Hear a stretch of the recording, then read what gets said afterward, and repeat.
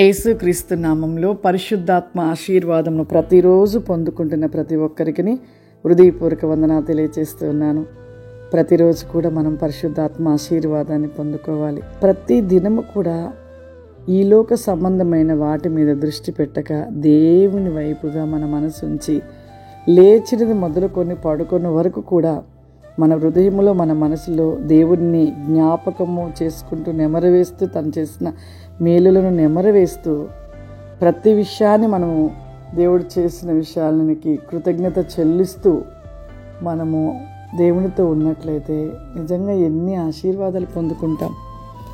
ఈరోజు పరిశుద్ధాత్మ దేవుడు మనకిస్తూ ఉన్న వాగ్దానము దావీదు రాసిన కీర్తనలు 109వ అధ్యాయము 22వ వచనము. నేను దీన దరిద్రుడను, నా హృదయము నాలో గుచ్చబడి ఉన్నది. నేను దీన దరిద్రుడను, నా హృదయము నాలో గుచ్చబడి ఉన్నది. ఈ యొక్క మాట చూడండి, ఎంత తగ్గింపు కలిగి ఉంటే దావీదు గారు అంత విజ్ఞాపనైన ప్రార్థన. నిజంగా ఆ ప్రార్థన ఎంత గొప్పదో. నిజంగా మన ప్రార్థనలు కూడా అలా ఉండాలి. ఎంత తగ్గించుకొని తన యొక్క ప్రార్థన అంతా కూడా ఈ కీర్తనగా మరి ఇలా దేవుడు ఒక్కొక్క మాట, అమూల్యమైన మాటలు దావీదు కీర్తనలో రాయబడిన ప్రతి మాట కూడా దావీదు పలికిన మాటలు. ఎంత తగ్గింపుతో అడుగుతున్నాడు. దీన దరిద్రుడనయ్యా, నా హృదయము నాలో గుచ్చబడుతూ ఉన్నది. ఆ గుచ్చబడుట అంటే ఏంటి అంటే, మనము చేసిన ఒక తప్పులు అవి మనలో ఎలా ఉంటుండే అంటే అవి ఒక సూదుల వలె గుచ్చబడి ఉన్నవి అని చెప్తుండే. అయ్యా నాలో నేను చేసిన పాపములు అవి గుచ్చబడి ఉన్నాయా, ఆ గుచ్చబడిన ఆ ముళ్ళుల వంటి పాపమును నాలో నుండి పెరిగివేయమని దావీదు మొరపెడుతున్నాడు. మనము ఎటువంటి ప్రార్థన కలిగి ఉంటున్నాము? ఎప్పుడు ప్రార్థన చేస్తూ ఉంటాం. ఎలా చేస్తామంటే కాసేపు స్తుతులు చెల్లిస్తాము, తర్వాతకి కాసేపు అనేకుల కోసం చేస్తారు, కాసేపు తర్వాతకి ఇక మన కుటుంబం కోసము, మనకు కావలసిన అవసరతల కోసము, మనకు ఎన్నో కావలసిన వాటి గురించి విజ్ఞాపన చేస్తామయ్యా, నా పట్ల జరిగించయ్యా ఖచ్చితంగానే. ఇక అలా చేస్తూ ఉంటారు. కానీ ఎప్పుడైతే మనము మన ప్రార్థనను బట్టే విజయాన్ని పొందుకుంటాం, ప్రార్థన చేయడంలో మనము నిజముగా మొరపెట్టుటలో కూడా హృదయపూర్వకంగా మొరపెడుతూ మన ప్రార్థనలో ఎలా ఉండాలంటే తగ్గింపు ఉండాలి, పశ్చాత్తాపం ఉండాలి, దీనత్వం ఉండాలి.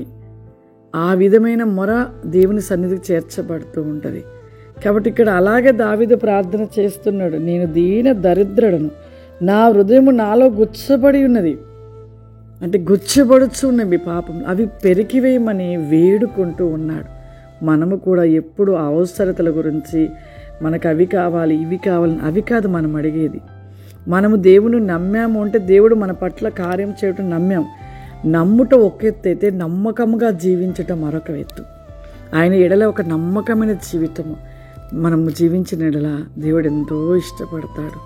ఇక్కడ నమ్మకం అనేది ఏంటిది? చాలామంది అంటారు నమ్మకం అంటే ఏంటి? నమ్మకం అంటే మనం దేవుడిని నమ్ముకున్న తర్వాత దేవునిలో ఎలా ఉండాలో పరిశుద్ధ గ్రంథంలో రాయబడిన రీతిగా మనం ఆ విధంగా నడుచుకోవడమే నమ్మకము.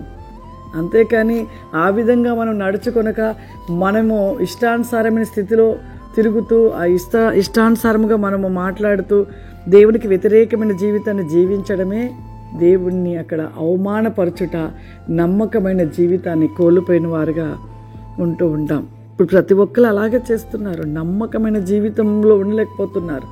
నమ్ముతున్నారు కానీ నమ్మకమైన జీవితం అనేది లేదు.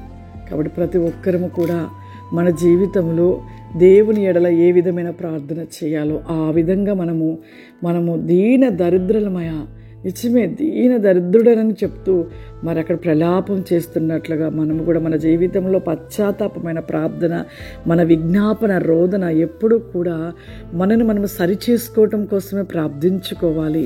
ఆ పైనున్న వాటి గురించి మనం ఆలోచిస్తూ వాటిని దృష్టి పెట్టి ప్రార్థించే వారిగా ఉండాలి. కానీ ఈ లోకంలో నువ్వు ఆ విధంగా దేవునితో ఉండుటకు ఆ విధమైన ప్రార్థన చేసినప్పుడే ఈ భూమి మీద ఉన్నవన్నీ కూడా నీ సొంతం అవుతాయి.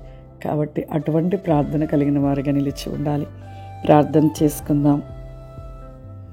సర్వశక్తివంతుడా దయగల తండ్రి, నీకు వందనాలు చెల్లిస్తున్నామయ్యా. దేవా, ఉదయకాలమే పరిశుద్ధాత్మ ఆశీర్వాదము ప్రతి ఒక్కరు పొందుకోవాలి ప్రభువా.